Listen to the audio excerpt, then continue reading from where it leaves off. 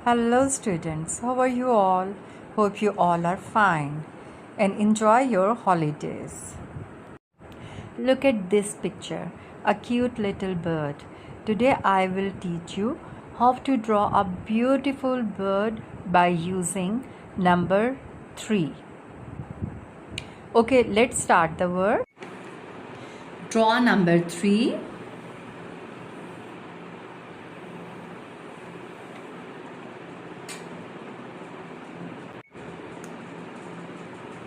Draw a long curved line to form the bird's back and connect it to the bottom curve.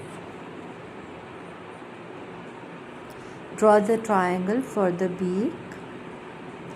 Draw a small circle for the eye. Draw the wings and tail feathers.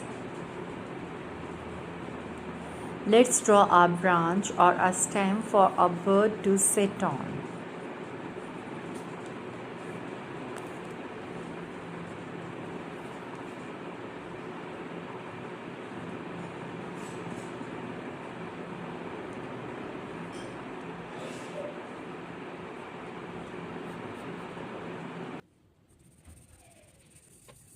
Now it's time to color the picture. Draw the outline with the black color pencil.